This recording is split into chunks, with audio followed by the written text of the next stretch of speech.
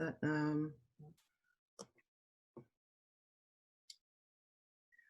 so Ball Dave is gonna take it here for now. So I just, it seemed like everybody's kind of like in the same space of, wow, this is wonderful. Wow, this is stressful. Wow, this is like so much for me. Wow, wow, wow, wow. So I just wanted to open that dialogue up a little bit so it's not just, a short-term thing. And, let's speak to it a little bit. What is stressing you out in terms of the course right now in relationship to your life? Because it's a natural thing. It's like as you go through all the training and all the teaching and preparing for your practicums and doing all this work, and if you just close your eyes for a minute, all right, and go back to day one. Day one, when you walked in the door and you're like, oh my God, what did I sign up for? What are my intentions? What was I hoping to accomplish? And now think about where you are today.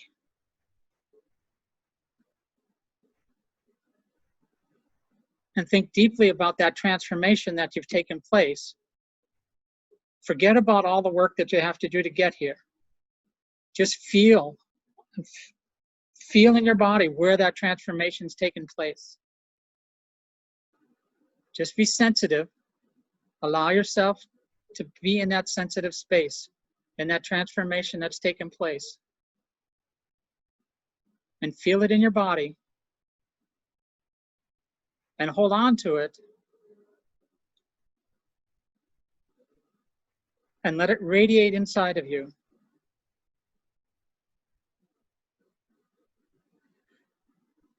And inhale deeply. Hold that space. And does anybody want to share?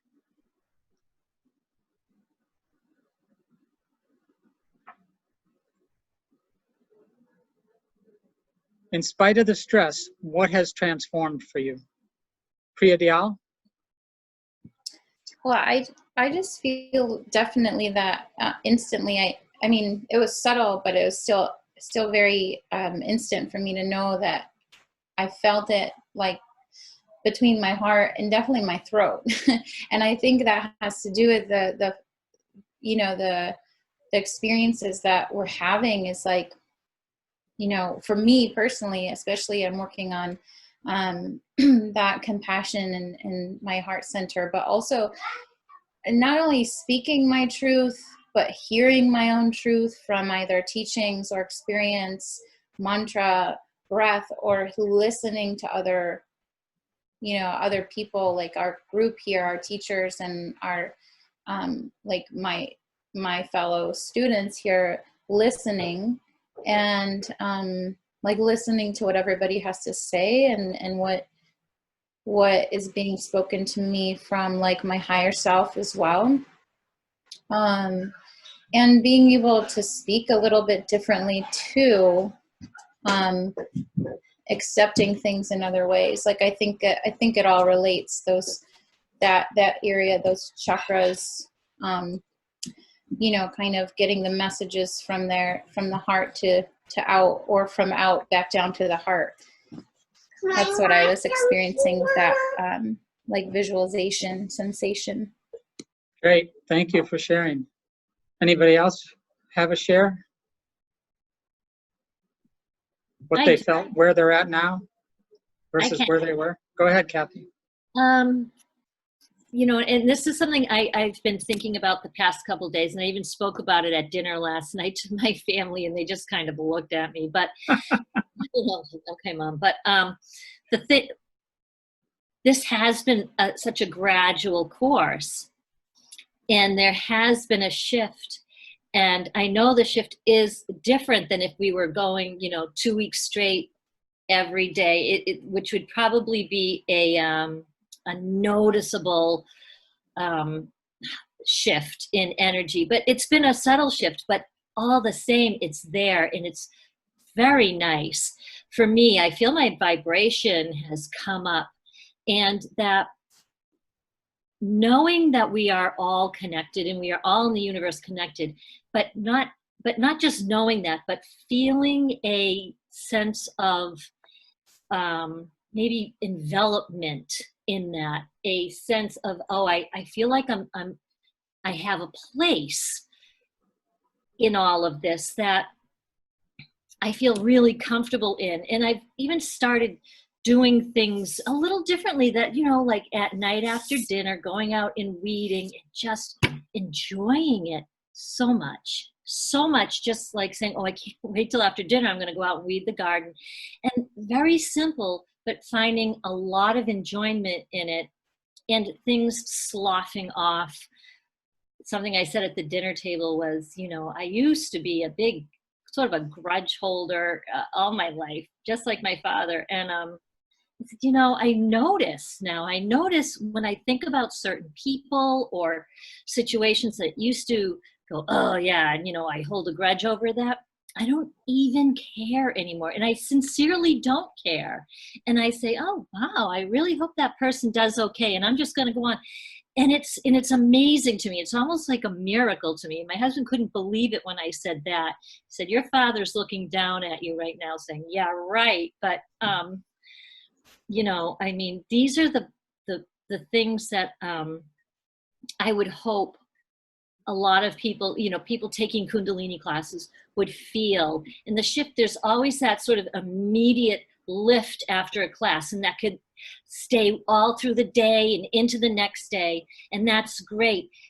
So it's an immediate shift, but then for it to continue on and to sort of rise on a continuous basis is just beautiful. And I'm really so grateful that it's happening. And you know, I was feeling overwhelmed, but then I handed in a bunch of homework yesterday, and I felt really good, much better after that. You know, just the final exam, but we have time. We have more time for that. So, yeah, I'm feeling just much calmer and really glad that I'm experiencing that right now. Great. Thank you for the share. I just wanted to bring up something that Hari Das, like last October, I went with Hari Das to India. And the thing that she stressed over and over and over again was everybody's doing the best they can, and just accept that from them, because they're all doing the best they can. And it's like, wow, it's so simple. And yet it's so profound. It's like, you know, you put that in your daily brain. It's like, and you put that in your consciousness, and you just for me, it's just like, hey, it's all good. Everybody's doing the best they can. Just, you know, accept that and move on, because it's all how you react to it. You know, how you react to somebody else is your problem, not their problem. So it's like, just accept that they're doing the best they can, and just, you know, forgive them or praise them, or, you know, however you need to move that energy forward. But it's like, that's it. You know, you can't force them to be in your likeness. They're doing the best they can, you know, whatever tools they have to work with, whether it's, you know, whatever. So, Priya Dial? I love that you say that, because I try and think in that way often. You know, it's easier to do when you're feeling like in balance. It's definitely easier to do. Or when you're like observing somebody else and you think, well, I wouldn't handle that situation like that. So it just happened yesterday. My boyfriend and I, we took Stella to the lake, and after he wanted to stop at like a gas station store, he had to grab something, and so we pulled up into a non-parking spot, and you know, because I was going to be in the car and he was just running in, and there was a bunch of other cars like getting in their spots, and so a worker, or maybe whoever he was from another shop across the way, like a pizza place, he came over and told him, he said, hey, sorry, you gotta move your car. And so my boyfriend, he's European, so he grew up in Italy, and they just, a lot of things are different. Culture is different for sure, but like, especially when it comes to driving, he has this thing, and he was like, you know, he got out of the car and he didn't have an argument, but he was like, well, why? And he's like, you know, like this. He's like, well, why? Why can't I park here? I'm just going in. And I said, like, I didn't say anything, but after we had talked about it, because we had seen the same guy come and do that to like 3 other cars in the matter of like really 2 minutes. So, you know, he's laughing about it and I'm laughing. And I said, well, you know,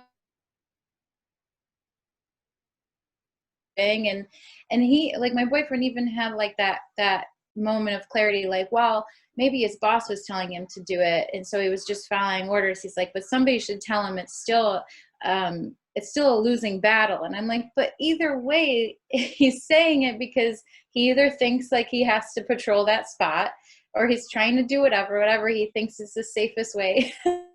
But it was just funny because we almost got in this little like tiff because I was seeing it from a different lens than he was. But it was a moment to say, like, everyone in that situation, that guy, the pizza guy, my boyfriend, myself, we're all just doing the best we can. And just kind of observing it in different ways was funny. But, you know, because I was just trying to say, well, why even have a confrontation? Just say, okay, thank you, move your car. That would have been my response or reaction, but it's just different. But it's funny, like, to just always be in that, or try to be in that awareness that you never know why people are saying or doing the things that they're doing. And I've been learning to like breathe into that space of just maybe mantra in my head or deep breathing when something's happening around me that I don't really particularly vibe with. And if you can't instantly like leave that situation, it's just like, maybe, you know, maybe I could filtrate this differently. Maybe I could project something different into this space. Is really, really interesting to start practicing that, I think. So that's good to be working on.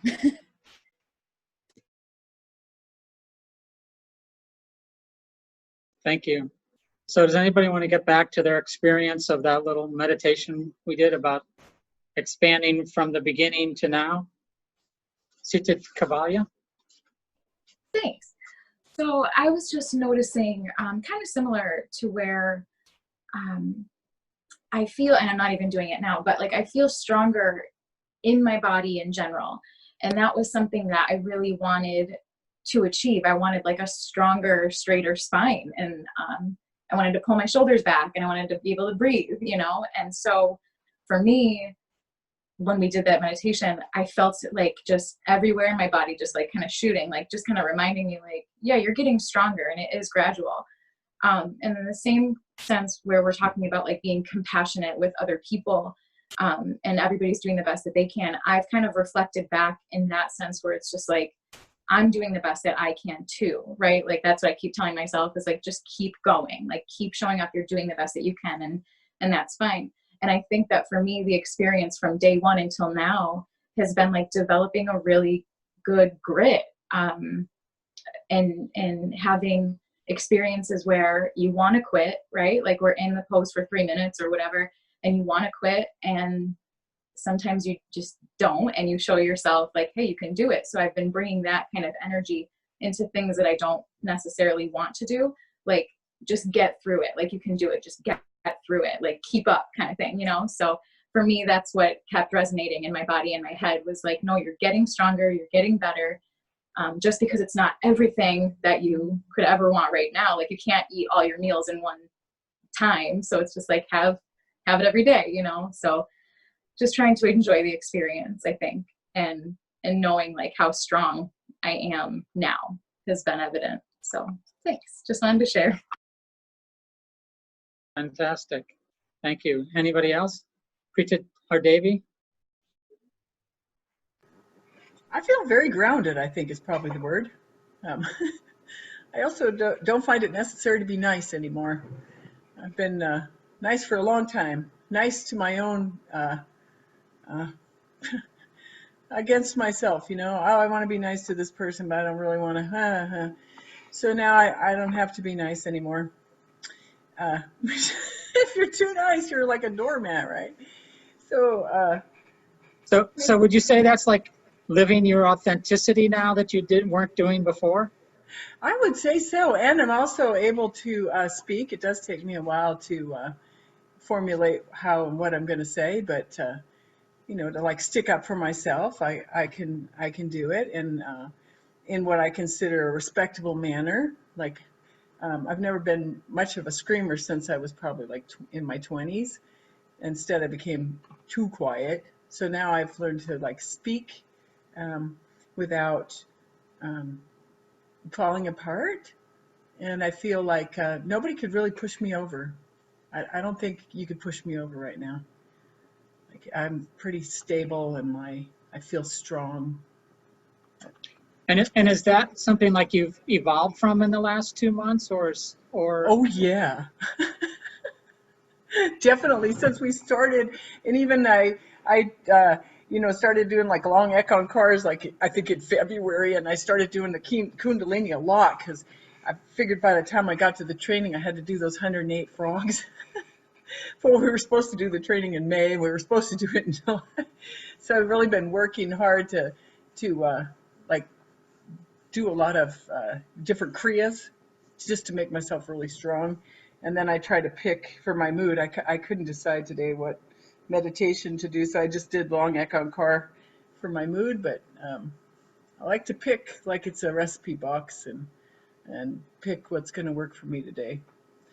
So thank you. and I don't know. fantastic, thank you. Anybody else have anything to share?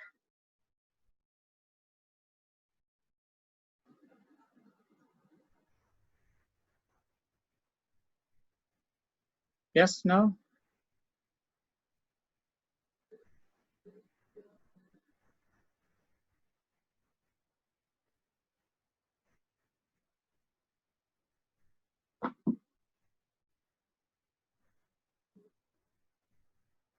Okay, fantastic. Well, we're going to get started then on today's lesson, which is chapter 19 in your book, which is, we're going to talk about the soul body and subtle energy, the subtle body. So this is the first, I don't know how many of you have read this section in the book. Give me a show of hands if you've read this section in the book. 1, 2, a little bit. It's okay. 3. So in Kundalini Yoga, we've been taught that there's 10 bodies. And the first body is the soul body. And the second, third, and fourth body is the mind, the aspects of the mind. The negative mind, which is the protective mind, which is a lot different than being negative. The positive mind, which is being able to, you know, see positivity and see the upside of everything. And then the neutral mind, which is working from a space of neutrality. Then the next body is, so that's up to the fourth body. Then we have the physical body, which is what all the kriyas are all about. Then we have the arc line, the aura, the pranic body, the subtle body, the radiant body.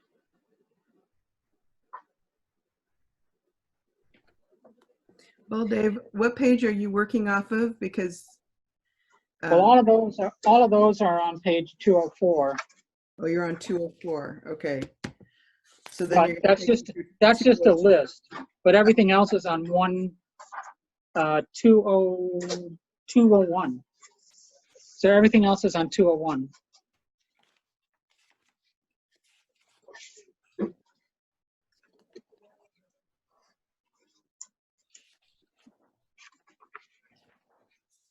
Okay. So the soul body is known as your inner self. It's the voice that speaks to you and guides you on the path of your true purpose, that feels in harmony in all life. And in the yogic tradition, the soul is the actual thing. While it is interdimensional, it has weight in this world and just less than an ounce. When a person passes, the soul body is encased in the subtle body. So these two bodies, the soul body and the subtle body, are connected, and they travel onward to the next level of incarnation. So once the soul body has left the physical body, the weight is less, hence the first body is both completely spiritual and completely real. So the soul body, there's a lot of aspects to all these 10 bodies. And one of the aspects is that they also relate to each of the Sikh gurus. And the first one is Guru Nanak, who wrote Japji. And the thing that it's stressed there is that it's heart over head. So it's not an intellectual type of experience, it's a heartfelt type of experience.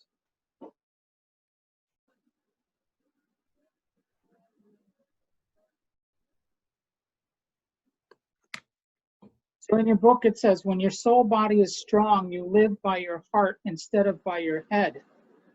Your creativity flows in a simple, pure way. When you master your soul body, you come from a place of great humility and creativity. So using those words where you come from a place of great humility and creativity, has anybody experienced that in their life? Where you've been very creative and very humble at the same time?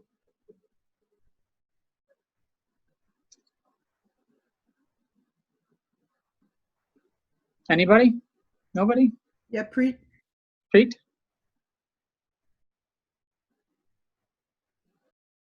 I can be very creative and just flow in that. I wouldn't say I've been there recently. I've been busy, but it's definitely a flow.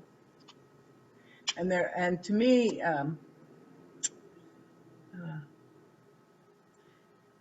I like my art, but I don't think it's the best out there. So I don't know if that's humility or not. But it's fun to put it up here.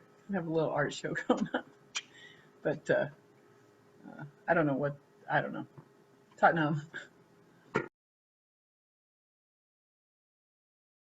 Great. So anybody else experience creativity and humility? Devi Japa? I think I most often feel that way when I'm teaching. Yeah, that's all. Just when I'm teaching. Can you expand about that a little bit? How do you pull the two concepts together while you're teaching? So where's the creativity part come in when you're teaching? Well, I never really thought of teaching as being creative. I always, but I've had several conversations in the past year where the person that I was speaking to responded that, you don't have to be good at traditional art forms to be creative. The fact that you're teaching yoga, that is a form of creativity. And so oftentimes I find that when I'm teaching,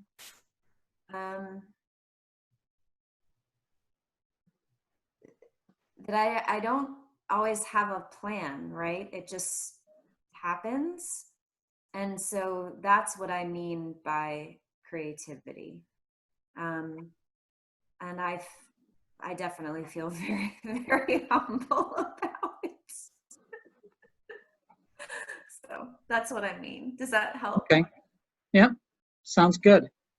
All right, so here's a question for you. So the real issue of the soul body is the idea of the head versus the heart. How many of us experience that all the time, right? It's like, am I gonna let my mind take over me, or I'm gonna move from my heart?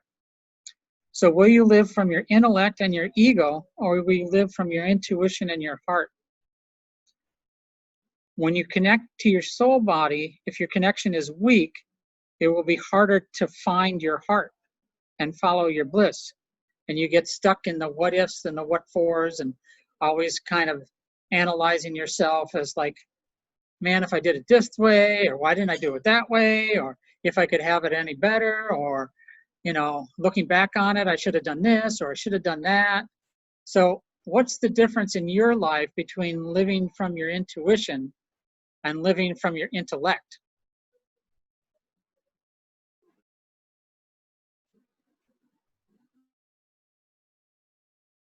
Has anybody had that experience? Sita Kavalia?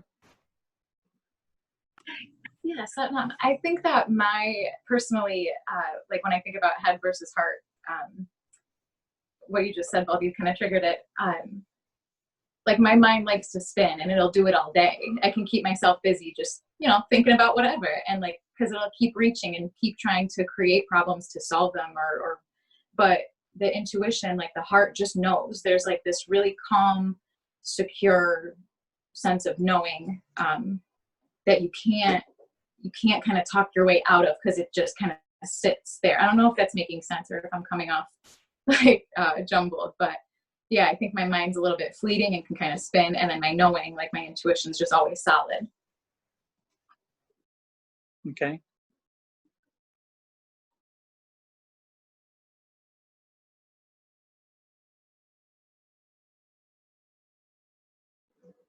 Shakti Harjeet, you're shaking your head. I know you have thoughts there. Yeah, I think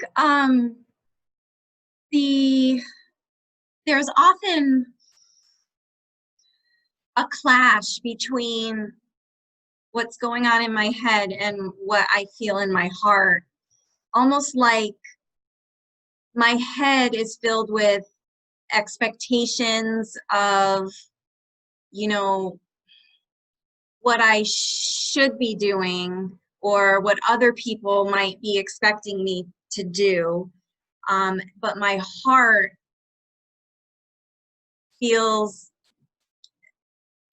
centered in knowing that those things that I'm putting these expectations on myself aren't always the right things for me specifically. And I feel like that's kind of just something that I go through a lot, trying to get to that heart space, knowing that it's the right space for me to be in, but having to not disregard, but push off all of these other things in my head, these expectations of maybe just general societal expectations or whatever. I don't know if that makes sense. Thank you so much. Okay, so anybody else want to share on that little point there about intellect and intuition? How many of you like can really tune into your intuition? How many of you really like feel your intuition? That's a lot of yeses.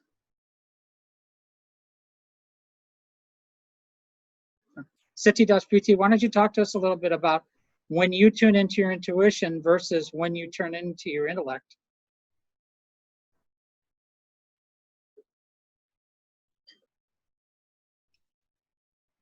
There are a lot of different ways I could explain this. It happens a lot of different ways, but the first thing that came to my mind is what I'll tell you. I feel like the body doesn't lie. And if you walk into a room and all of the hairs stand up on the back of your neck and you get a feeling about, I don't know, whoever's in that room or that room itself or the town you're in or whatever it is, you should listen to your body because it will always tell you the truth. And I believe that is a form of intuition rather than, you know, so-and-so told me to meet them here. We're going to meet, we're going to have coffee, we're going to talk. Why not? I mean, you can intellectualize why it's a good idea. I should be here. This is great, whatever. But your body, ultimately, your intuition is ultimately what is right. So just the first thing that came to my mind. Great. Thank you. Thank you. I turned myself off. I shouldn't. Does anybody else want to share how they, experience intuition in their life where it's, been a positive thing for them and something that they use on a regular basis? Preetar Devi? Preetar Deva? I have a interesting painting in the other room. It was one of those should paintings. I thought I should paint it. I thought people would probably buy it. It's almost finished, but I'm not in love with it, It's a copy of Charlie Russell's painting In Without Knocking, which is a bunch of horses busting in a bar, and there's cards flying everywhere and booze bottles, and it's 8 foot long and 5.5 feet tall. I spent most of COVID working on that, but I don't have the heart to finish it because I don't care about it. What I really wanted to paint was like a mountain scene with this person transcending, right? And I wanted to put that on the front of my building, but I'm in a kind of a western area downtown here, so I thought I should put that other one up there. Somebody would probably buy it, but I don't give a shit about it. And then I was thinking it's the same thing about like love, You could marry a rich man because intellectually that would be wise, right? Or you could marry a poor man, and that should work out really well because that comes from the heart, right? There's no intellect in that. That would be like people would say, that's stupid. You shouldn't marry a poor man. That's stupid, right? But at least you'd be happy, right? Are or you if you sure? marry the rich guy, well, you might have a, I don't know, fancy cars or whatever, but you're not happy. So. Does it have to be either or? I don't think so, but I think, you could be in love with a rich man. That would be cool. Or you didn't know, you don't know how much money he has, right? And so then you would, it's like a win-win situation. But when the intellect gets in there and starts messing with you, then you're like, I should paint that, or I should do that because that'll sell. I like around here, aspen trees were huge. I never painted a aspen ever once. I could have sold 1 million aspen trees, but no, I'm not going there because that's not in my heart. But this big old painting in there, I think I'll just take it down and put the other one, the blank, up there and paint again because I haven't painted since I haven't finished it, Yeah, cool. So one thing that was brought up was like going into a room and, feeling the energy, right? So the soul body is often described as the reason for physical life. The lessons we learn, the meaning of why we're here, are all contained within the soul body. The other 9 bodies are servants of the soul body, ideally creating an environment where the soul body can flourish. It is the point and seat of your connectedness with the universe. Yoga and meditation can work in turn on each of the 10 bodies, and this creates an easier expression for your soul body, especially a strong aura and a strong arc line. So how do you think all the other bodies serve the soul body? Serves the inner self, the voice that speaks to you and guides you on the path of your true purpose. How do the other bodies serve that? Sita Kavalya? Oh, I just had a quick, fleeting thought, of course. I was just thinking that because your soul body is like your truth, is your intuition, is your heart, that's kind of, and because it's like what you said, the point of connectedness in the universe, I'd say that everything else helps to get you closer to your truth or get you like to get there. I don't know. No, it's all good. It's all good. There's no right answer here. It's like, these are just like, talking points, so to speak. I mean, sure, there's documentation that says this is what it is, and there's books written about it that, go into all detail about it. But it boils down to how do you take all that information and interpret it in your life? Because you're the one that has to relate to it, right? Like, we can say, well, this is, but if you can't relate to your soul, if you can't relate to your soul body, then doing asanas all day long, how does that affect your soul body if you can't relate to it? So, you know, opening yourself up to the channel, to the concept that there is a soul body, and that at this level it's all about the heart over the head, you know, and you incorporate that into your conscious awareness, let's put it that way. Then that shifts, right? It shifts inside of you. It shifts your process, and it shifts how you think about things. So, Sadhari, do you have anything to add to this? I'm sure you do. So, you know, when we tap into, you know, that soul level of, tap into that soul body and looking at all the 10 bodies, and it's like, one thing is that the soul already knows why it's here. Okay, it's not like it's affected by the intellect. It's not affected by, you know, our physical body or anything like that. The soul is in of itself is here, and that's what we're trying to tap into while we get in touch with these different layers of ourselves, the different bodies. And so through meditation, through asana, through you know, really getting present with who we are. And that does mean get in touch with the form. The soul is already on its journey. We just simply have to tap into that, versus, you know, we spend a lot of time all over the place trying to think we've got something to figure out when we actually already have a trajectory, right? We're here, and it's like us figuring out our trajectory is not really of necessity.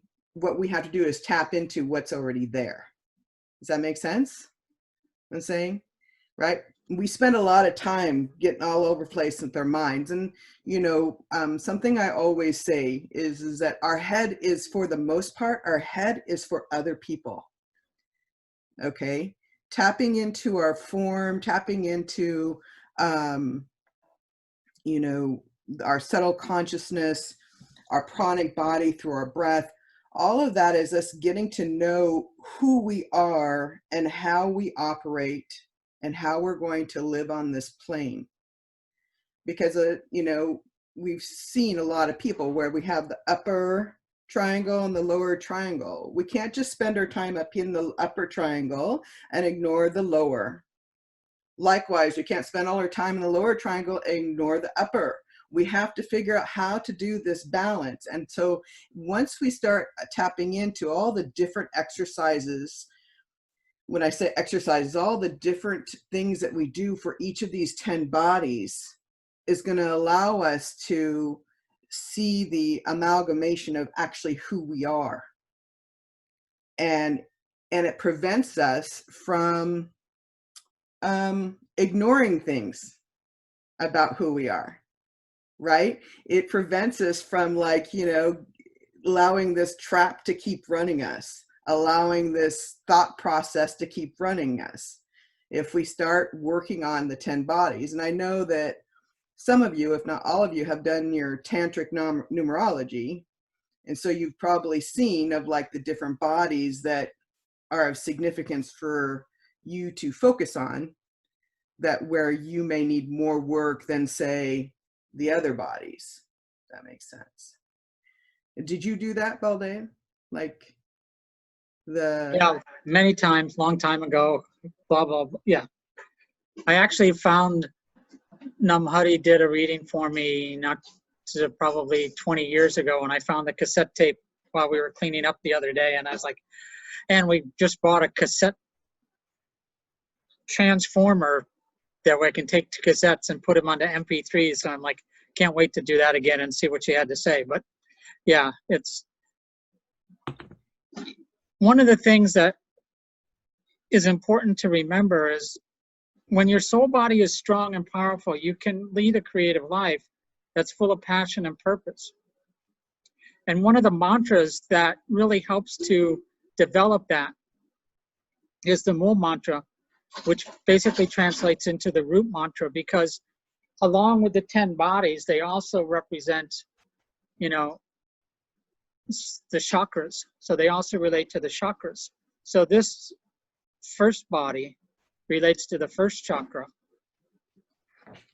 So anything you do for the first chakra in terms of exercise or meditation and pulling the root lock also stimulates and strengthens the soul body.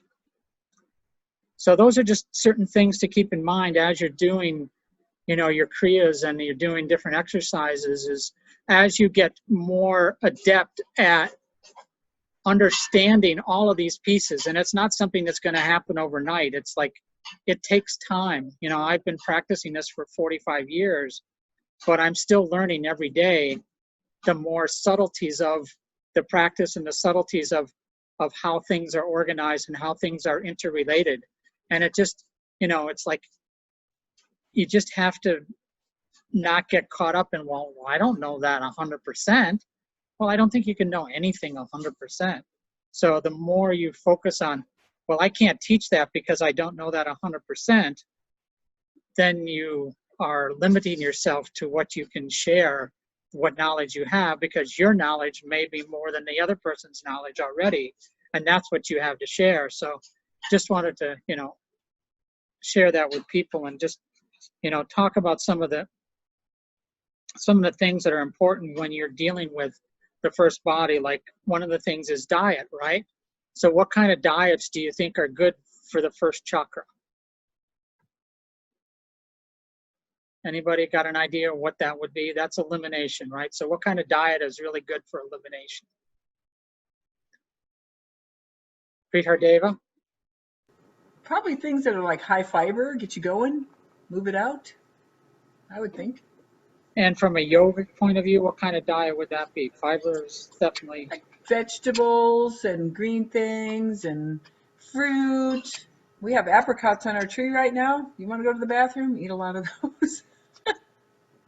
Yeah, so anything that like frees up, you know, any possibility of constipation, right? So those are the types of things that as you evolve as a yoga teacher and as you evolve as your knowledge in yoga, all of these things interrelate. And, you know, it's like, it's just another, it's like unpeeling the onion, right? So the first onion is level 1 teacher training, right? And then even in level 1 teacher training, it's like each time you go through it, I know like Sadhari and R, like this is like my 4th teacher training class in 3 years. It's like every time I go through it, I see more of the onion get unpeeled. How about you, Sadhari? Oh yeah, absolutely. It's fascinating watching the process of the growth that occurs as we move through the transformation. So another thing to take into account with the soul body is the practice of humility. I mean, that's one of the things where your heart, along with creativity in the soul body, is humility, right? We talked about that in the beginning, is how to be humble. And some of the ways that you can practice humility is by doing seva projects that you do just out of the consciousness of your heart and your intuition. And that can be anything, you know, it could be, you know, taking groceries to your neighbor just because they need it, or it could be, you know, picking up your neighbor's trash just because, you know, they can't get out of the house. It can be anything that opens up your heart to doing something without any reward in return. It's just giving of yourself. And, you know, donating your time to selfless service and just being humble while you're doing it. It's like, you know, sometimes you'll go to solstice. Has anybody here been to solstice? No, okay. Has anybody here been to Satnam Fest? One person, Pamela. Devi Japa. So anytime you do, like in a group, any of you belong to church organizations or public libraries or things like that, where you go and you like, you know, give yourself and just volunteer. How many of you volunteer for something? 1, 2, 3. So all of those acts, you know, that's just being serving selflessly, because you're not really asking for anything in return. You just want to give. And that's, you know, an act of humility. It's like you're not asking for anything in return. You're just doing what has to be done. That's like, you know, that famous saying from Nike, just do it, right? So it's sort of like that's how humility develops in your intuition. When you intuit that you just need to do something and you do it, you just do it, right? So like, has anybody have experiences of those things? It could be something simple like taking your neighbor, you know, a meal when you know that they needed it, or giving somebody a glass of tea when they needed it. Does anybody have that like organized experience? Well, in you know, being somebody who not only works with people in addiction, but you know, is a recovering alcoholic, we do a lot to help each other, giving people rides to meetings.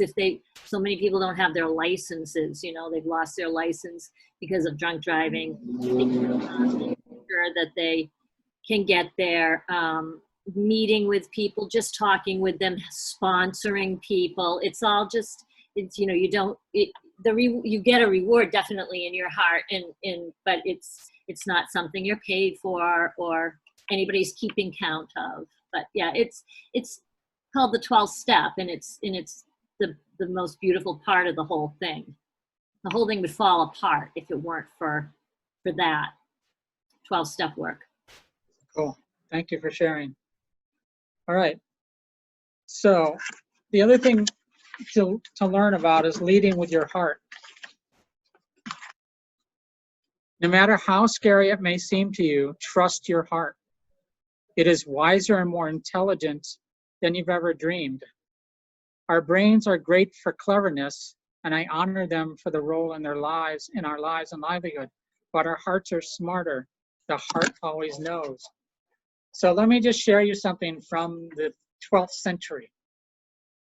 So I've been reading Thomas Aquinas, and he's a very uplifting spiritual Catholic priest from the 12th century.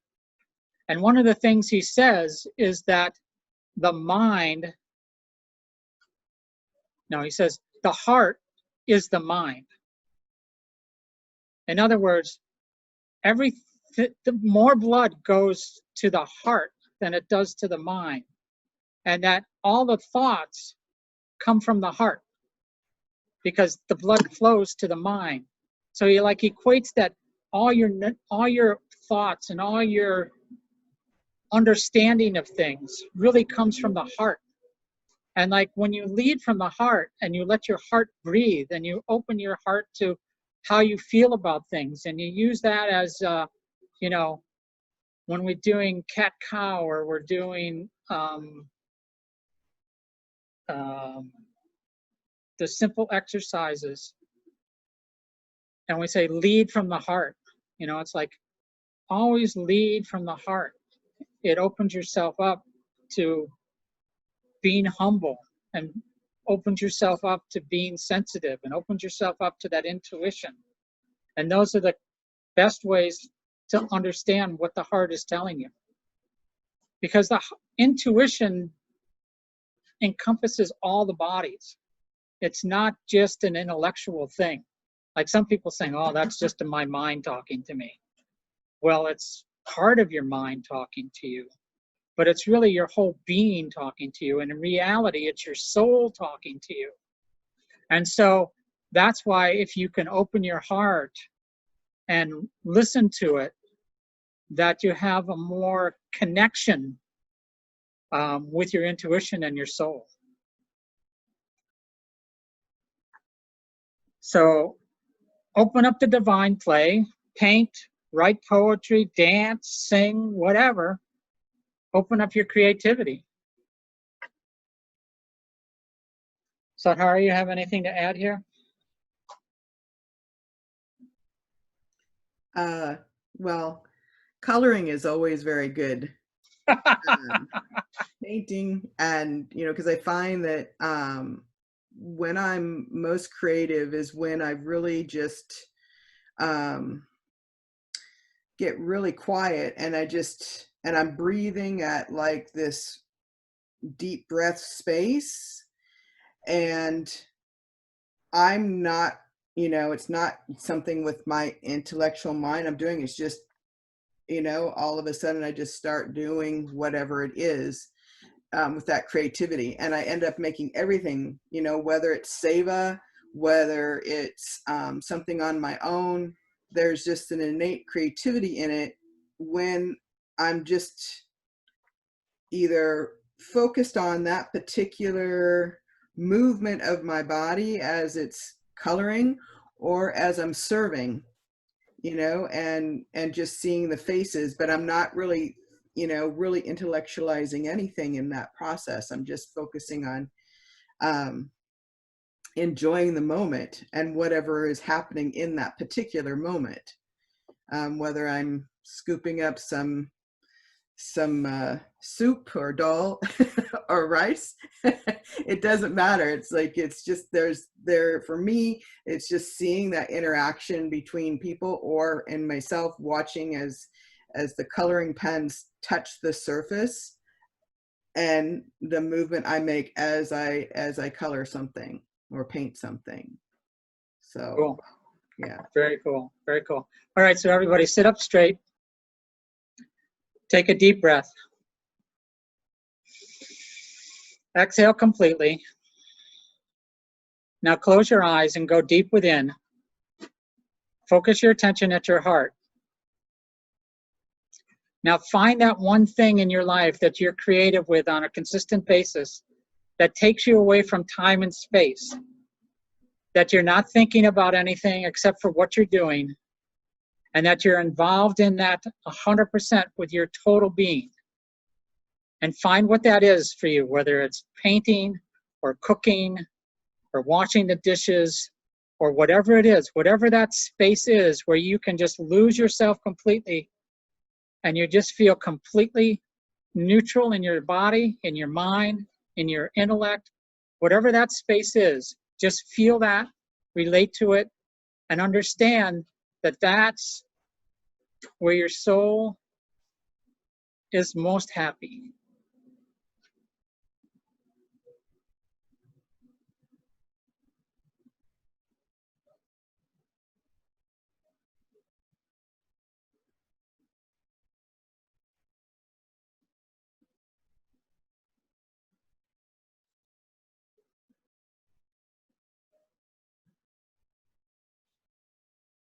Inhale deeply.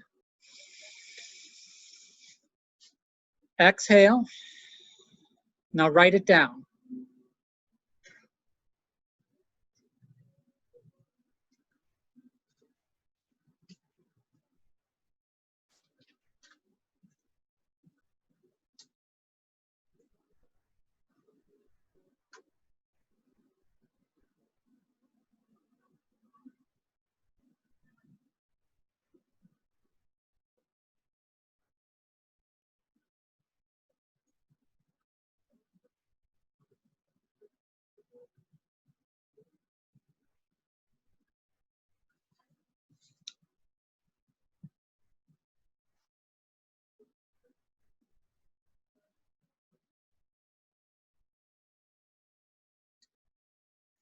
Thank you.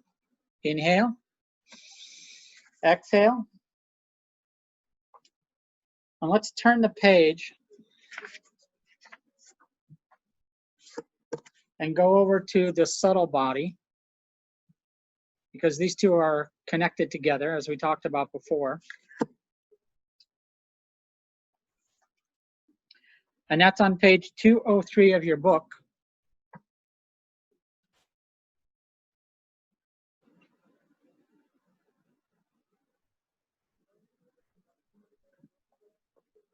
And let's just start. Sadhari, can you just read that little bit about it and then talk a little bit about it? Okay, so since you already closed your eyes, I'm actually going to have you close your eyes again as I read this so that you can take this in. Okay? All right. So your settled body helps you see beyond the immediate realities of life to the sublime universal play that lies far beyond. Inhale, keeping your eyes closed. When your settled body is strong and has great finesse and a powerful calmness, inhale, take it in, and exhale. Nothing in life is a mystery to you.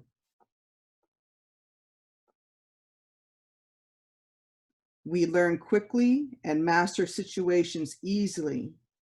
You're able to walk into a room and intuitively know what's going on. Inhale and exhale. This is your subtle body. The subtle body and the soul body are intricately connected. Your subtle body carries the soul at the time of death. Inhale and exhale.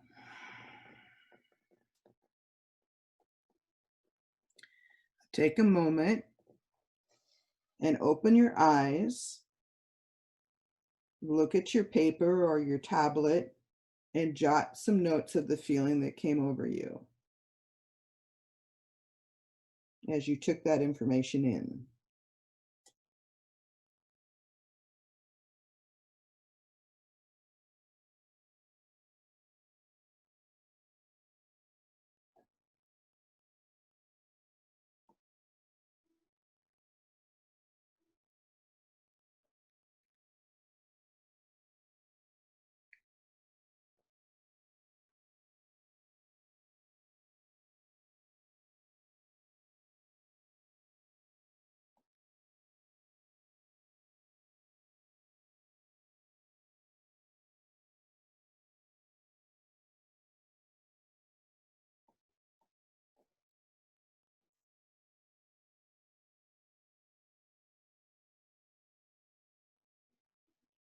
Now the question you ask yourself, am I subtle and sensitive?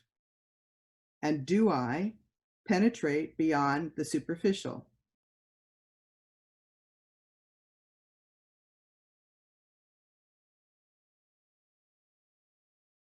So the question is that you ask yourself, am I subtle and sensitive?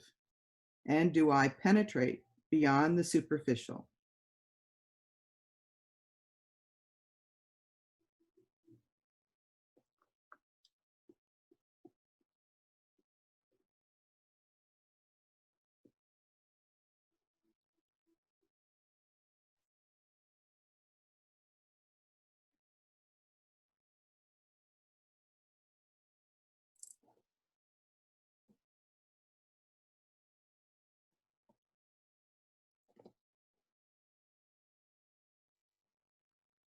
So, you ready to share a little bit of what you have?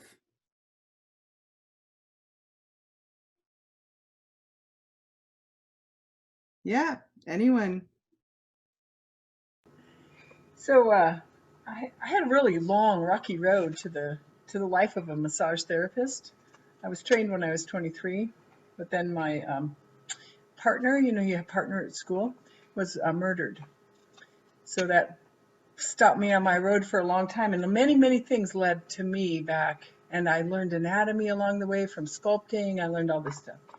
But when I walk into a massage room, I immediately feel that person, and I can feel that there's something wrong, which is so bizarre. And I have actually sent people to the hospital. I sent a girl last week who had twins in her belly, 52-inch belly. We measured it. They, of course, thought it was her uterus. And I said, no, they missed something here. There's something here, but they missed something here. This is not your uterus. And she went back in and had her appendix removed. And I do believe that's why I'm on the planet. And I think it was, I have a lot of these experiences. It's so bizarre. But I do believe that's why I'm here. And I use the yoga to help myself. And so I like to help people help themselves with the yoga. But I do believe my purpose is in that room over there, which is so beautiful, you know, just beautiful to walk in there and feel it and know it before it's almost like I have like an old man with me or something that's telling me, oh, no, no, no, no, no, no, no. They got to be angels is all I can say. I know. Thank you. Anyone else want to share a little bit? Shakti or G? So the calmness portion of it right now, I'm realizing when I'm out and about, which isn't very often, but when I am able to remain calmer for a longer period of time, or I'm able to handle certain situations with a much calmer attitude and let it occur and not react to it, which for me is extremely different than before I started doing this work. So that's really resonating with me. And yesterday, Lewis and I had a little experience out with the dog getting his nails cut, and it was gross in so many ways that I won't share with you, but I was able to remain calm for the entire out getting his nails cut. So it was a lesson, you know, that's occurring. Beautiful. So when we tap into our subtle body, you know, the reason I wanted you to kind of meditate on this is because it's actually already there. It's already there. All that needs to happen is to continue to grow this subtle body, because it makes you more sensitive to your environment, to your being, to those you interact with. And it automatically triggers your intuitiveness. It's just that trusting intuition, okay, that does take practice, because there's a nothingness there with the intuition. It's like the intuition's there, but it's not, it's not something that's hard and tangible. And so, trusting something that's, just really is an energy and a frequency. Okay. So the other piece of it is that when, our ninth body or a subtle body, when it's weak, these are times when we can get played around with, be taken advantage of. And it's sometimes our speech and our behavior thrown off. A lot of times, we don't know the appropriateness of a room. Sometimes you just come barreling in like a bull in a china shop. Okay. When our subtle body is not what it needs to be, these are things we end up doing. We can be very kind of clumsy in our words and our movements. And it's almost as if we're not paying attention. But the truth of it is that we're just not centered with that subtle body that brings all of that together. Oh, Yes. So, you know, and one thing we can do is, you know, doing any kind of meditation or Kriya for 1,000 days, which I know seems like a long time, but see, getting good at one Kriya, getting good at one meditation, and just practicing it day in and day out, you really begin to build that subtle body. And then, because the more that you build it, the harder it is for you to fall backwards.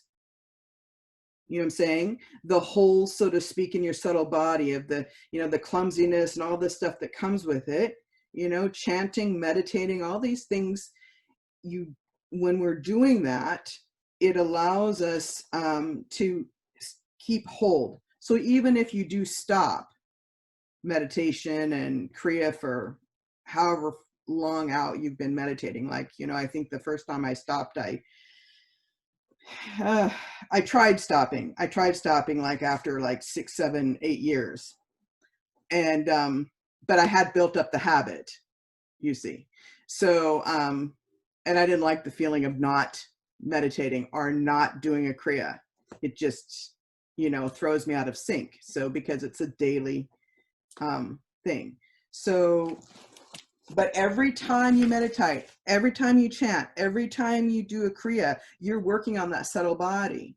And imagine that as you move further and further in, then you're allowed to actually have a broader perspective of what you see and what you intuit.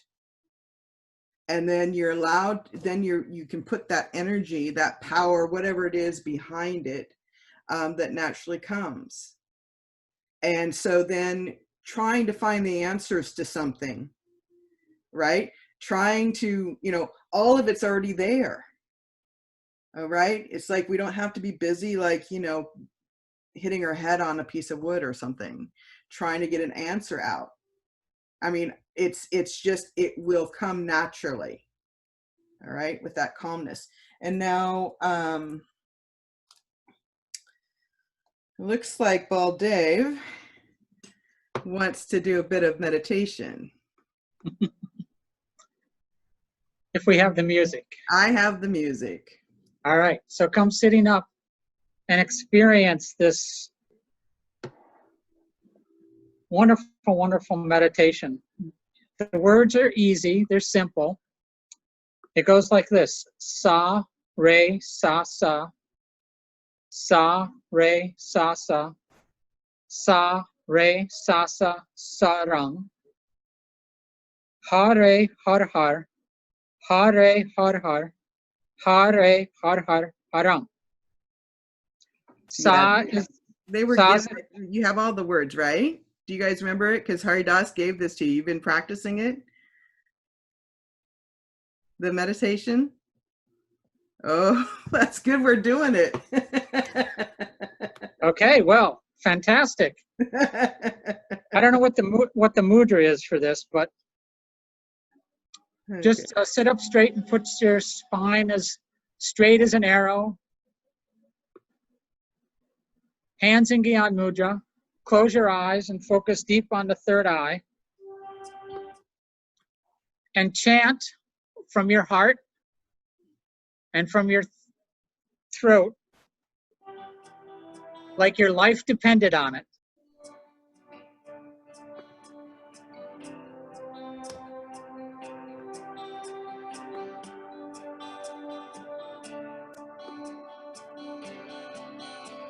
Sa re sa sa sa re sa sa sa re sa sa sa ra. Hare re hare hare hare re hare hare hare re hare hare hare ram.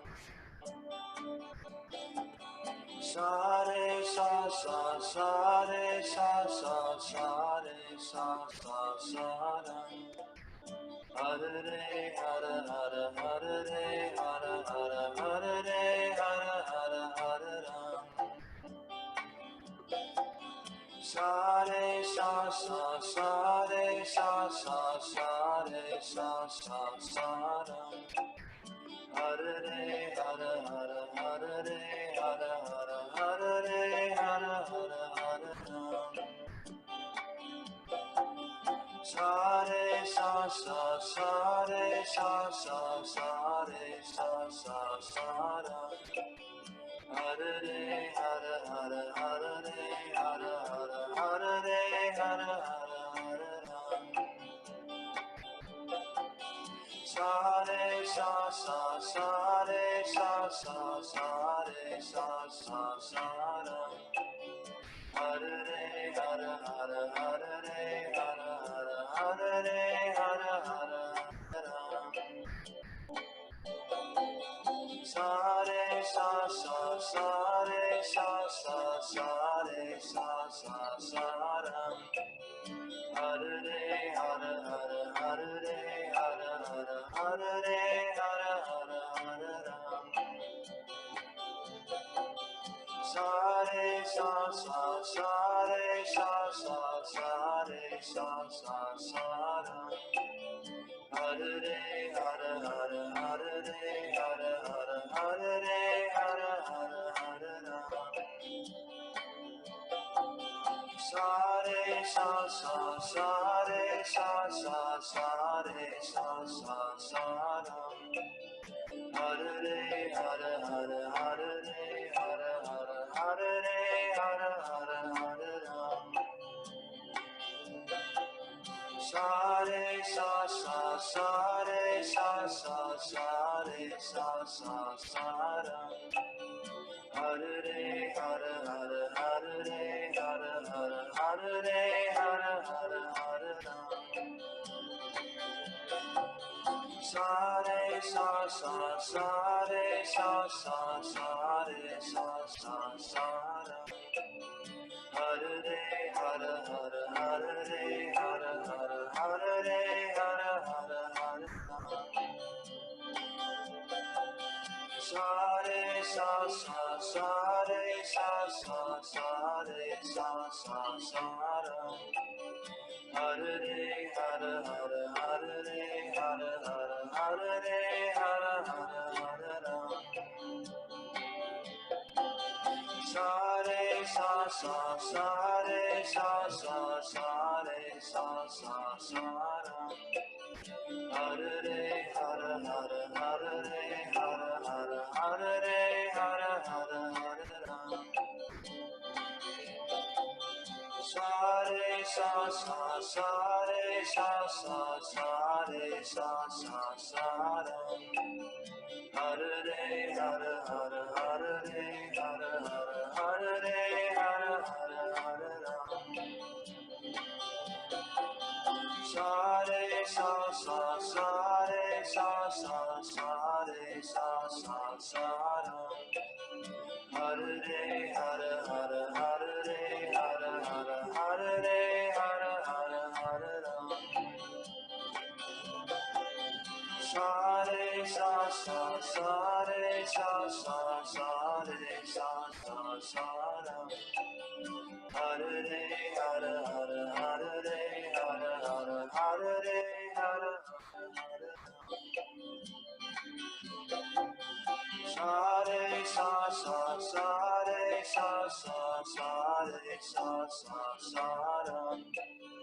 Hare re hare hare hare re hare hare hare re hare hare hare ram. Sa re sa sa sa re sa sa sa re sa sa sa ram. Hare re hare hare hare re hare hare hare re hare hare hare ram. Sa re sa sa sa re sa sa sa re sa sa sa ram. Hare re hare hare hare re hare hare hare re hare hare hare ram. Sa re sa sa sa re sa sa sa re sa sa sa ram.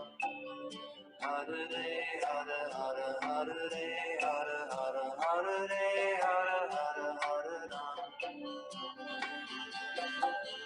Sa re sa sa sa re sa sa sa re sa sa sa ram. Hare re hare hare hare re hare hare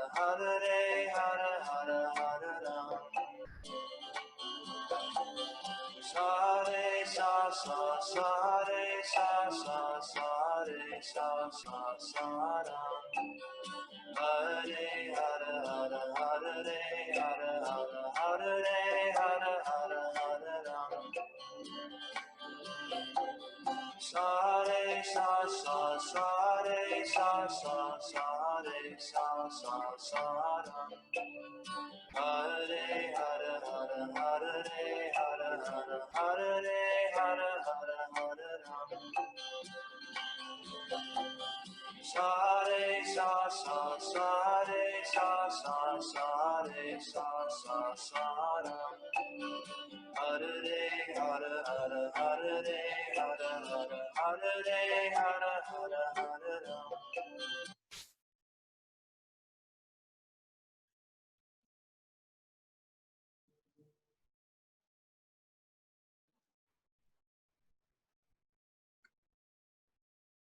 Inhale deeply, hold that space. Just suspend the breath, relax your body. Just hold that space.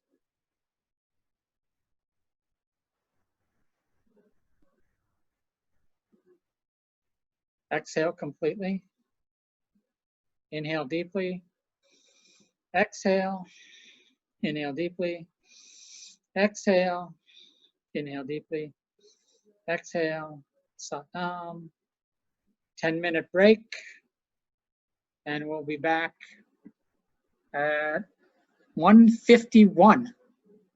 And we'll finish off this morning's session, this afternoon's session.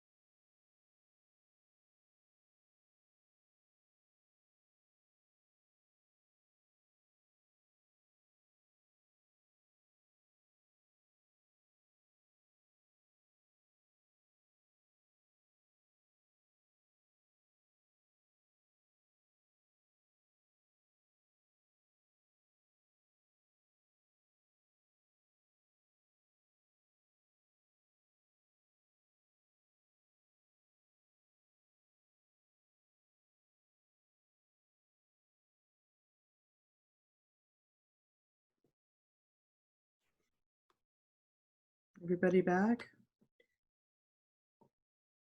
Oh, great. There we are.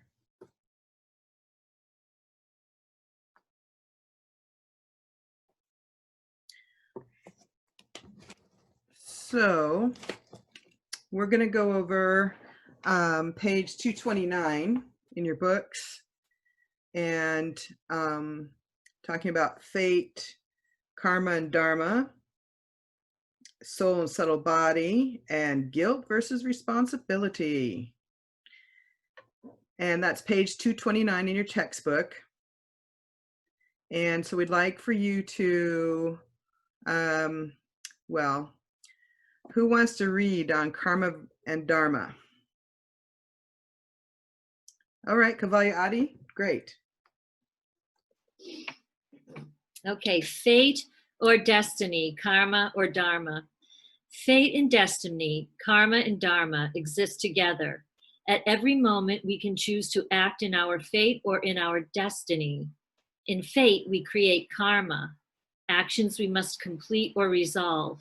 Acting in destiny, we are in flow with the universe, with our spirit, and with our basic nature. These actions are beyond karma. They are in dharma, or living within our destiny cycle. Yet it is karma which causes us to incarnate. Rather than seeing karma as a punishment, one can view it as the gateway into the human experience through which we can shift into dharma. It is said that even the angels envy this opportunity for incarnation. Wow. So what, after reading that, what does that bring to your awareness for you?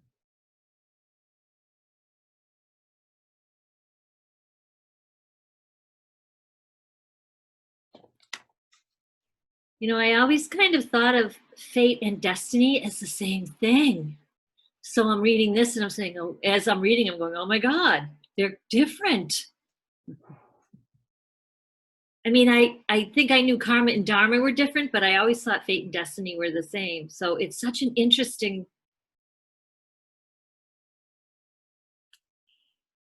difference.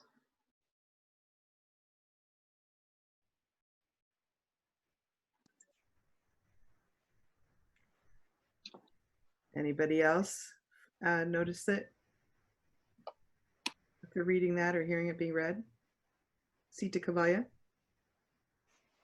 So just this morning, I think I told you guys earlier in my share that I've been having like weird things happen where it's like an error and then it like creates like this huge problem.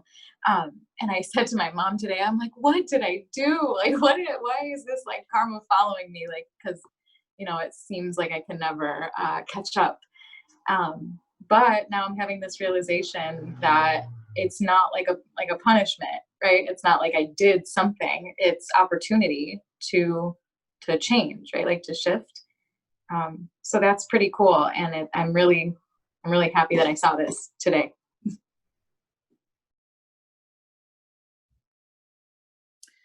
In some, you know, there's actually some meditations to work with this because, you know, karma allows us to be, you know, working through that, and it lets us tap into those experiences like it mentions, okay?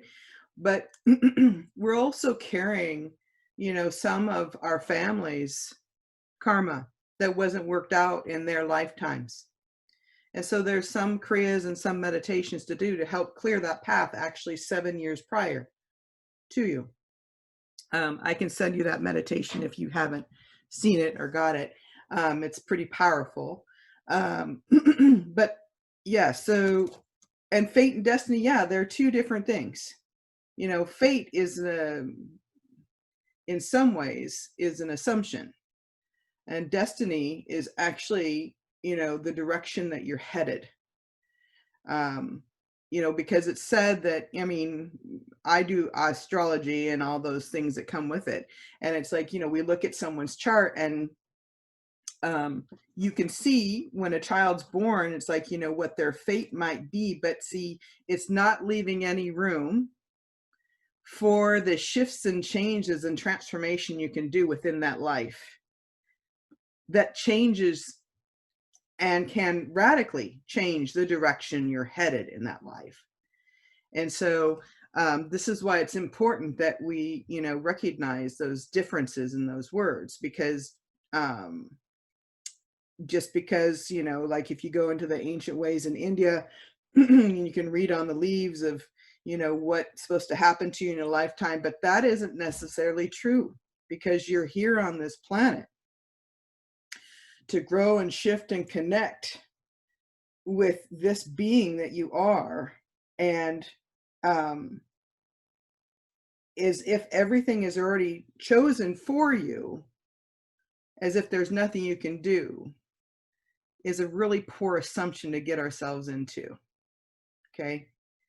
We have to understand that we can shift and change, just like we can change a situation, right? You all know it now because you've been doing Kundalini yoga long enough, right? Within 1 minute, right? Within 3 minutes, you can shift yourself with doing a mantra, with doing a kriya, with doing, you know, fists of anger, right?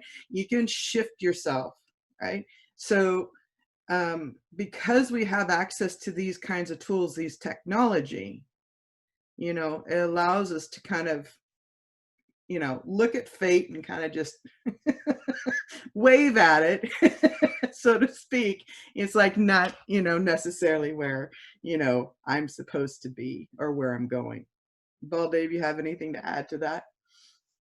All I was going to say is, like, 45 years ago, my fate was to, like, just like, you know, be a hippie and all that stuff in that drug culture. And if I hadn't changed my lifestyle to going to yoga, I'd probably be dead now because of all the drugs I was doing then. So it's like, you know, sometimes it's a big thing that changes, and sometimes it's a little thing that changes as you're doing and growing as a human being.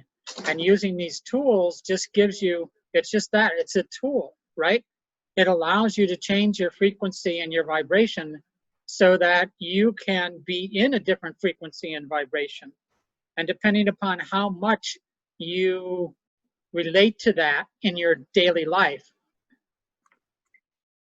it gives you that neutral mind, right? So that then you come at things from a neutral mind, and it's more like that's when you're living your dharma, is when you're in that state of neutral mind, because everything just kind of flows, right? But when you're not in that neutral mind, then you're like, then the intellect takes over, your feelings take over, your emotions take over, and all these other parts of your human anatomy work to give you an experience or give you an emotional touch point of how you're going to react to something. But in a neutral mind, when you're just flowing, then you're just like in your space. You're in your space, and anything can happen, and you're just okay with it because you're in your space. That's kind of how I relate to it. Does anybody else have anything to share? I mean, it's good enough for us to share, but what do you guys have? Just jump in. We're all connected here. We're not, you don't have to be bashful.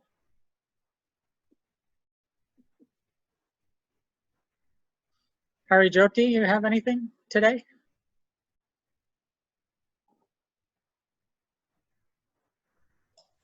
I'm sorry, I lost the start of I had to prepare something for the kids. That's okay. So you are talking about the meditation and what that does for you, or the We're talking about karma and destiny, fate and destiny. Oh, big words. Yeah. You know, what is fate? You know, what is fate? Fate is, what's it say here? I gotta pull my book out. Fate and destiny, karma and dharma exist together. At every moment, we can choose to act in our fate or in our destiny. In fate, we create karma, actions we must complete or resolve. Acting in destiny, we are in flow with the universe, with our spirit, and with our basic nature. Yeah. I think I certainly had some problems with faith and trust in myself. And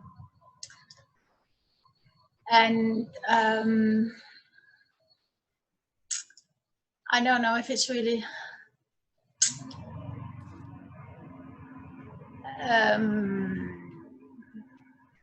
so I began to do Kundalini yoga about, I think it would be 1.5 years ago now.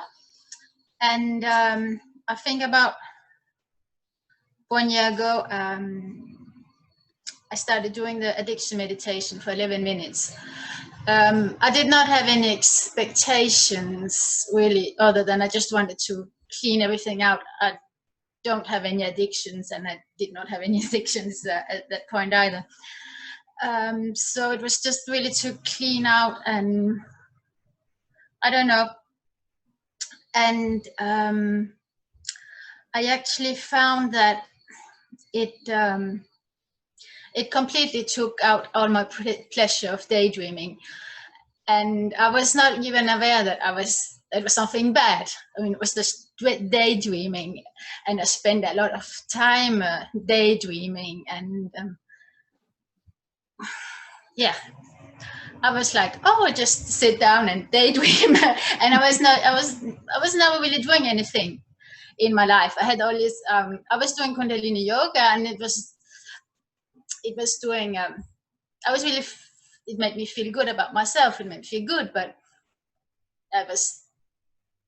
I was just, I don't know, never going out, never seeing anybody really. I was just like, I like being with myself, so it was not really that much of a problem. And I think that was a shift for me. Then I saw that if I really wanted to live my dharma or my life or my purpose of life or my faith or whatever, something had to change, and it really made me realize that. And so I began to open up and share and be more sociable. And I'm still doing addiction meditation, but I'm down to 5 minutes, and I still cannot daydream. But it's also to say that maybe something is in your way and you don't even know what it is, but you just have to trust yourself and trust your heart, and it will eventually it will show itself and maybe show the way that you. So I think I found my path, and I try to trust my heart. It's not easy every day. To trust my intuition also. I'm still working on that. I have a lot of intuition, but do I dare to trust it? Not always. So I'm also working on that.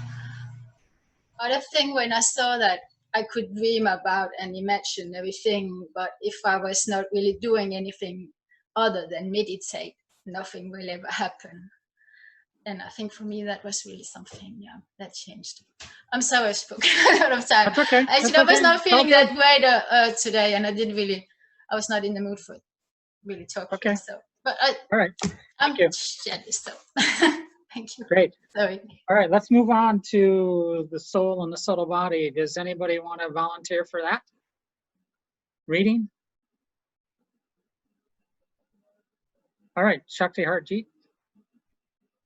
You know, it's like, I just want to say is like, this is hard because we could spend 2 hours just discussing this one topic, right? And we have to get through a certain amount of material. So we try to pick and choose which ones seem to have more emphasis. And even though this little topic, this little paragraph right here, right? This one little paragraph, we could spend a whole 2.5 hours dissecting and moving forward. So I, hardly recommend finding other parts. There's other parts in the book that talk about karma and dharma as well. So find those and read those as well. And also there's just so much on the internet you can find about those two topics that I recommend that, even if it's from other, these are so basic in yogic philosophy, karma and dharma.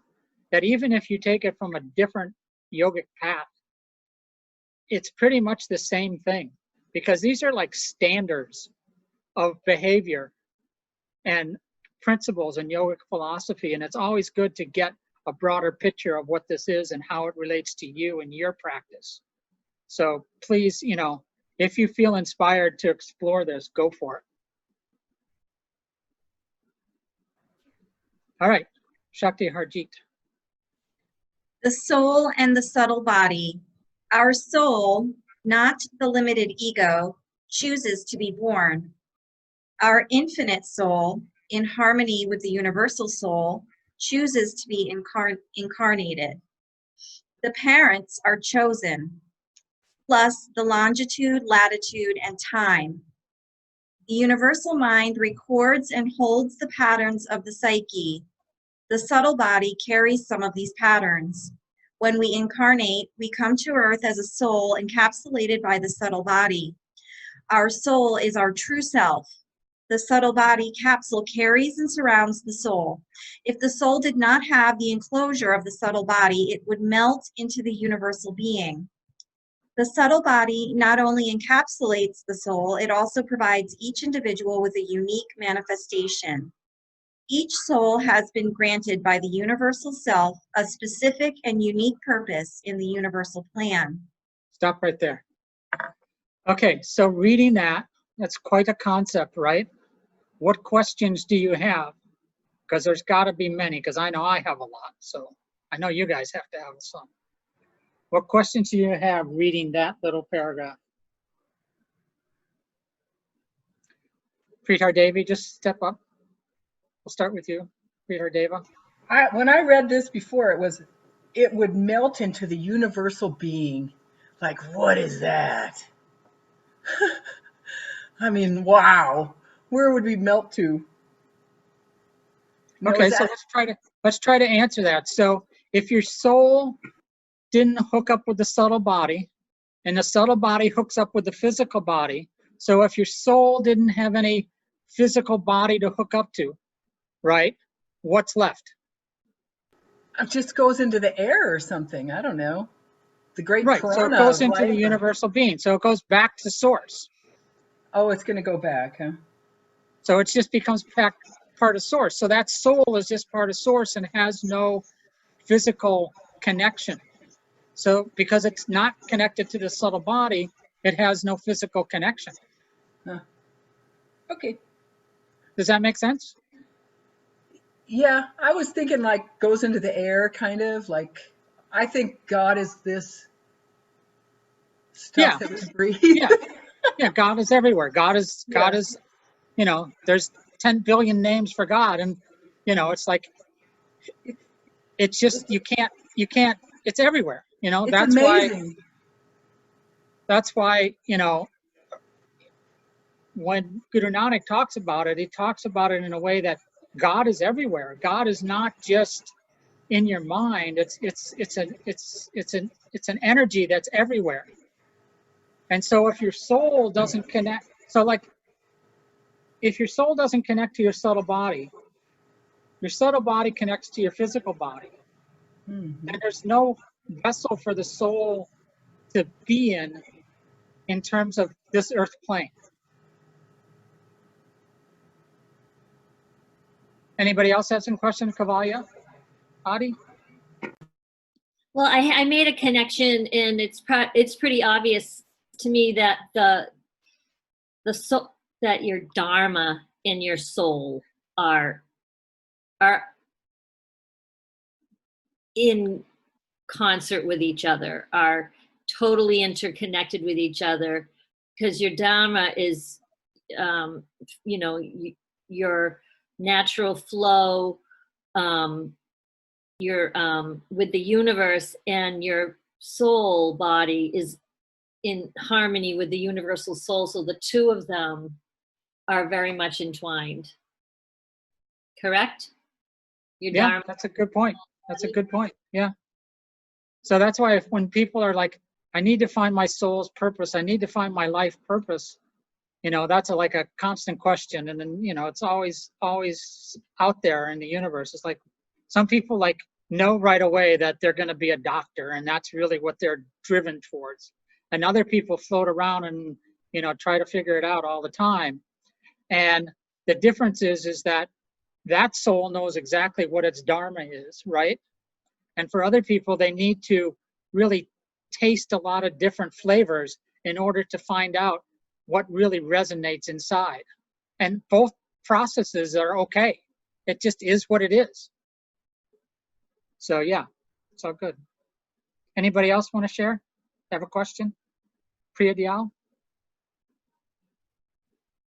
Yeah, so reading through that one paragraph, it's like, to me,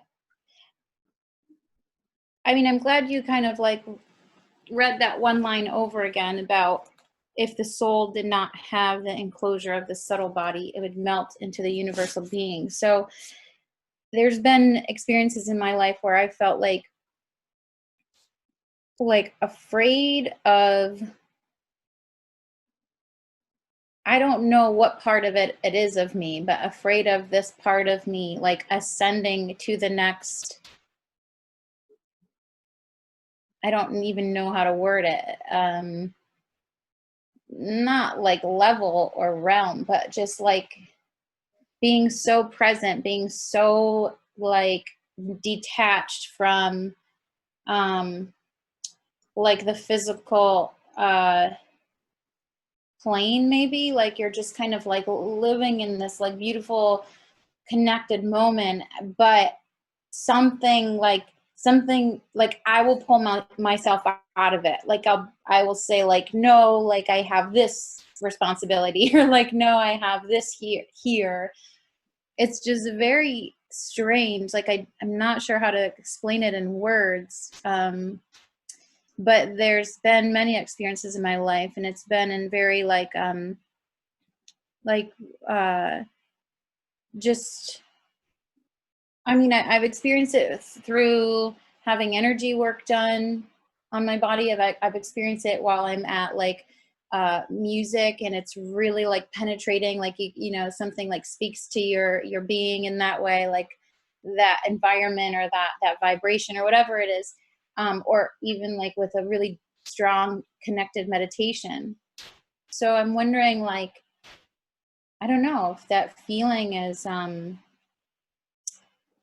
I don't know. Sometimes it feels very singled out, like I'm the only one experiencing it, or it's this huge like thing of like I have to get over that fear to then be able to let my soul or self ascend. I don't know. So if that sounds very out of place, I guess I'm trying to get a little feedback on it, or if anybody has ever felt that experience. I can't relate to it so directly, but I know people have explained out-of-body experiences, and that's similar, I would think. And I know there's a lot of writings on out-of-body experiences, which, you know, if that's something that you're gravitated towards, I would explore. I would recommend to explore it. I feel like when I first started to have these thoughts was when my consciousness first expanded. But the time that I remember my consciousness first expanding, like when I would begin these explorations into like the law of attraction, and my first exploration into like a yoga practice, whatever the yoga was, or meditation, like that's when I first started to have these like really like, it almost felt like too much intellect. Like I almost learned like too much at once, that I like pushed it all away at one point in my life. But yeah, it just, I guess it's a comforting thing to know like you have this capsule around your soul, which is your subtle body. If you're in your body, if you're living in your life right now, if you're on this earth, then you don't really have much to worry about. Like you can't get taken away from your soul. I don't know. I guess that's kind of what it comes down to, really. That's a great thought. That's yeah. beautiful. All right, let's continue on. Shakti Harjeet.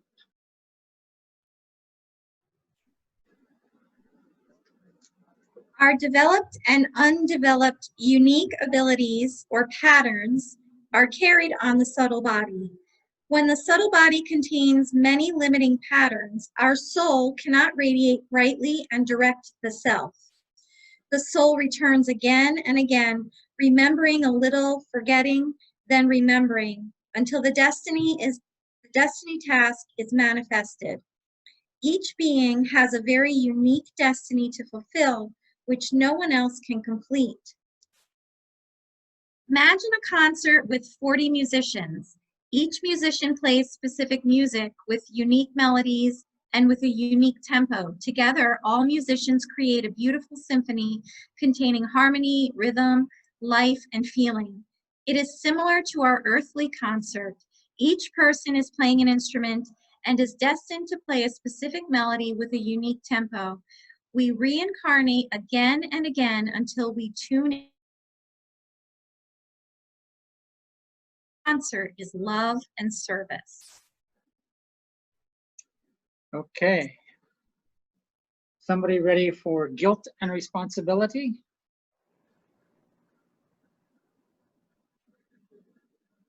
All right.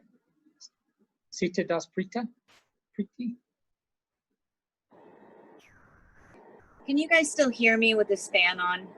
Yeah. Okay, perfect. Thank you. The way that we classify an action determines the success of how the action is processed. We are soul. We are never separated from the universal being or God because we come from the same essence. God and me and God are one. There is no separation, even though we may feel that we are separated. Separation begins when we forget that our true identity is God. Guilt or sin is based on the thought that we are separated from God. We believe that we are separated and then we act against harmony.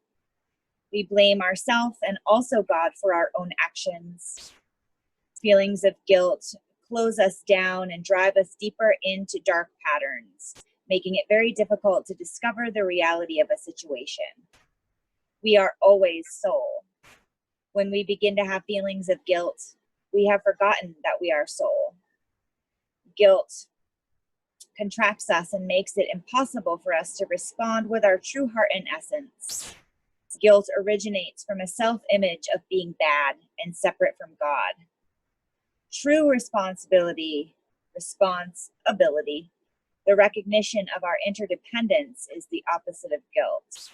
This is real caring, not out of fear, but out of love and interdependence. Fear versus love.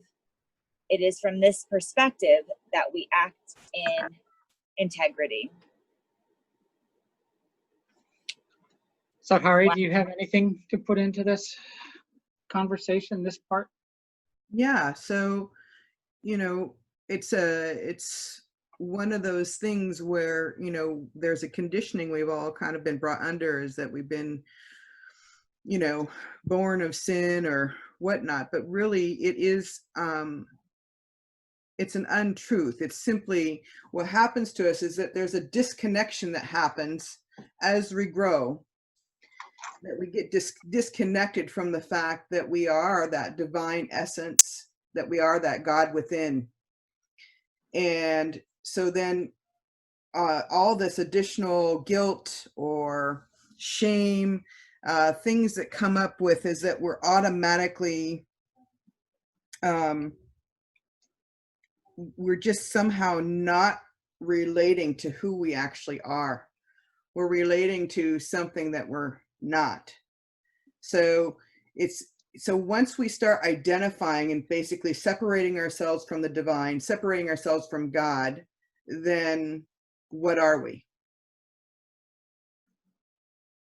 When you think of that, how often have you separated yourself from the truth that lies within you, that guru or God that lies within you? How often have you separated yourself from that? Or maybe you still do. What does that come up? What comes up for you, Pamela?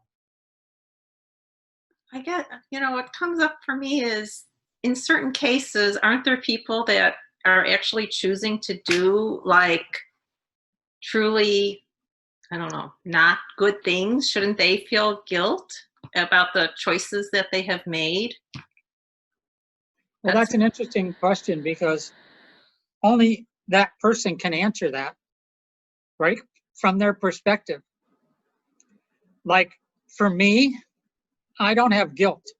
Like my wife is like, just don't even bring the guilt word up to me because I just don't have it. It's just not in my psyche. And so other people might not have that in their psyche. It's weird, but it's there. I mean, it's just like, and then the other thing is like, for me, the past is the past. It's like, I can't go back and fix the past. All I can do is use that as a life lesson of how to, if I feel like it, move forward and change. But the past is the past. There's nothing I can do about that. So holding on to the past isn't healthy. Because, go ahead. But maybe it's not even the past. Maybe this person is continuing to do really inappropriate things. So if they did them in the past, they're doing them now, they're going to do them tomorrow. In my opinion, I don't know, maybe that person doesn't feel like a connection to the divine, so they're choosing to do these things. But in my opinion, maybe that person should feel some guilt about the choices.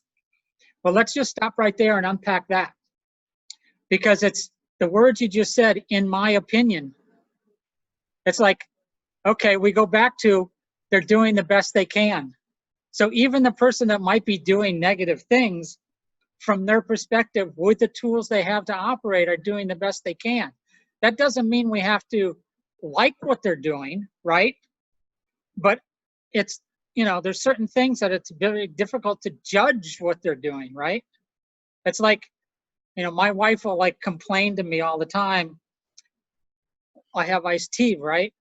And I get 2 lemons with my iced tea, and I'll drop the rest of it in the sink. And she'll be like all the time, take the tea, take the lemons out and throw them in the garbage. It's like, it's just an ongoing thing. It's just like, and after a while, I finally realized, oh, well, it's easier to take the lemons out and put them in the garbage than it is to hear those words, right? But it's not like I'm doing it out of guilt. I'm doing it because, okay, that's painful for her. And so then that pain becomes my pain because she doesn't like it. Even though to me, it's no big deal because anybody could take 2 lemons out of the sink and put it in the garbage. But to her, it's like, it's a big thing, right? So it just depends upon your perspective and how you view that other person and how you view that other action. But if they're doing, if you take the, it's a big step. I'm not saying it's an easy step, but if you take the step that that person, whomever that person is doing the best they can from the tools they have to operate from, and open up that heart and do that forgiveness, then the guilt about it isn't there. The guilt comes because we want certain things to be a certain way, right? Isn't that really where the guilt comes? Because, man, I wish I could have, should have done it this way because the outcome didn't come out the way I wanted it to. But it's the past, so I can't go back and do woulda, shoulda, coulda. All I can do is like, Satnam, thank you for that lesson. Let's get better. Go ahead, Pamela. Okay, but there's like certain like laws in our society, right? There's like certain ways that a person is supposed to be, I guess, following the laws or the standards of decent behavior. So say this person is not doing that and continues to not do that and doesn't, in my, I don't know, maybe my perspective is that I could understand, okay, I could like forgive this person, they're doing the best that they can. And I could also say to myself, I don't wish to associate with this person because they're not meeting what I need in my life. But and then that person doesn't even feel any guilt. So I don't know. I don't know. So they're living by a different standard is what I'll say. Mm-hmm. Yeah, they have a different perspective on what their actions are than you have on what their actions are. right? It's like you have this set of yamas and niyamas. I don't know if we've gone over that yet. So the do's and the don'ts of yoga, right? So everything has a do's and a don'ts, right? So in your perspective, the do's and the don'ts don't include, may not be the same as his do's and don'ts. And it's just the way it is. But you're right, there is societal things that we say, well, you've crossed the line when you passed, done this. Don't. Like if there's a don't that you're not supposed to do, like do not kill your neighbor, right? And that happens, then society takes over and says, well, you've passed the line of demarcation, so to speak, and now there's a consequence for that action. But you're right, there are do's and don'ts in everything. It's like, Sadhari? Yeah, we can't make someone feel guilty or shameful for their actions. Most people do that well enough on themselves, and due to a set of patterns, they keep committing or doing the same habits. And they may be not appropriate for me or you, but this is where these tools and technology come in, right, with meditation and whatnot, that help bring us awareness, because it is only through that awareness that we can see, as that witnesser, as that observer, what's possible for us to potentially change in the moment or to change next time. But most people walking on the planet, they don't necessarily have all these tools to make use of, and they don't know how. And so, I've been around many people who've done things that I would deem inappropriate, harmful, hurtful, and so, but one of my things is, okay, so how I make use of this energy and this technology is that, how about we get rid of that energy? How about we get rid of that anger? How about we get whatever? And so I'll show them something. That's one of my things. I'm like a crisis kit person. I'll like, let's do this for 1 minute. Let's do this for 3 minutes. It's like, let's see how that feels. I don't punish people. Like, I don't sit there and say, well, they're wrong for doing this or wrong for that. Don't get me wrong. I have a lot of judgments. Okay. I'm not going to tell you I don't. I do. But the thing is everybody is exactly where they are on this plane. And some people have come with, they've got all this incredible baggage and whatnot. And there's all these people there's people that are feeling guilt and shame, and there are people that shouldn't be feeling it because they're carrying it around for maybe the past or how they were made to feel as a kid. And then there's other people that are not, they're doing all these different acts and they have seemingly no feeling or sense of guilt or shame or whatever it is in their body. And so, and when I see that, it's simply both sides of it is a lack of awareness. A lack of awareness of who they are, and a lack of an awareness and or ability to tap into that place that gives them that breath and grace and space to be able to see that as a witnesser. There's this whole thing between the balcony and the dance floor, and being able to be in the balcony and the dance floor at the same time, or one or the other. But that happens from chanting, meditation, kriya, all this type of work. It allows us to be able to shift our awareness.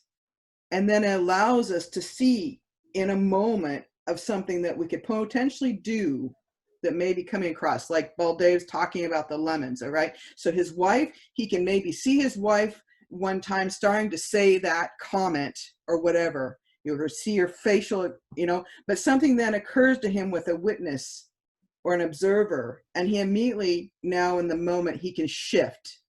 It's like, oh yeah, you're right. Or, you know, or he immediately just picks up those lemons and puts them in the garbage. But that comes from a level of developing awareness. And it's one of those things where we like to, or I can speak for myself, we like to think that this or that person knows better, you know, or this or that person has some sense of common sense, you know, and I've had to recognize that my perspective of what common sense is, well, that's not necessarily someone else's. And so, and the only place we can start, right? So there's all these things we can look out at, all these other people and whatever wrongdoing, right doing they're doing. And we can always be looking outward. But anything's, you know, gonna change. It's not about going out here. We have to go in here.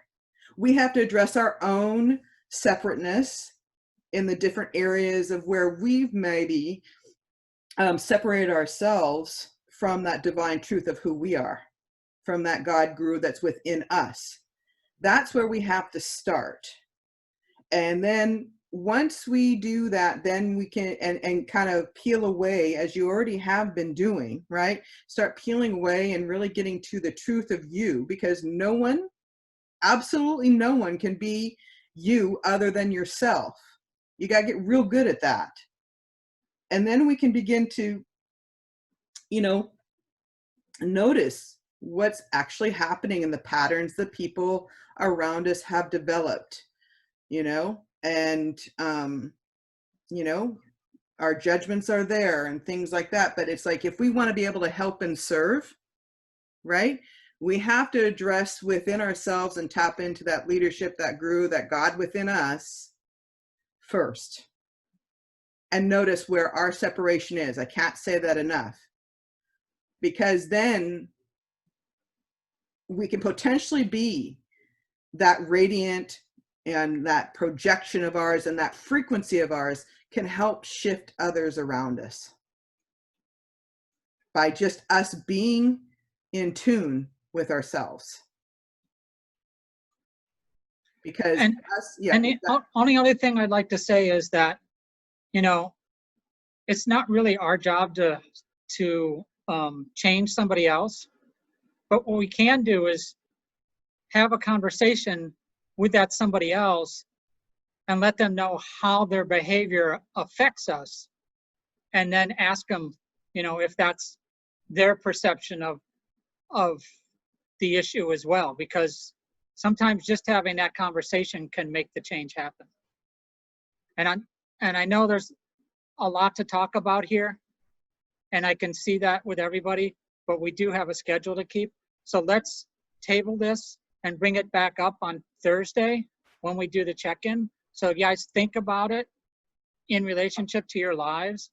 And like Pamela did, it's like, you know, this is an important issue, is how you deal with this, because it's so critical to your ability to operate from your heart and have that heart channel open, so that as a teacher, you're not holding judgment over your students, like, for whatever reason. So this is an important, you know, concept to really hook onto. And so let's not lose it, but, you know, we'll spend some more time with it on Thursday, because obviously we're just kind of at the tip of the onion, so to speak. And I can see that there's a lot of, you know, questions that are coming up in people's minds and hearts. And, you know, that's something, you know, in this small group that we want to be able to, you know, it's small enough that we want to be able to discuss it and not just say, okay, well, we read that part in a book, you know, it's like, now we can move on, because that's not really what this course is about. We want to make sure you guys get what you need in terms of answers and prayers and all that stuff. Okay, so we're going to take 7 minutes break, and then we're going to start. And we're like on a clock, because this is like a practice run for the global meditation next week. So we have to start exactly at 2:45.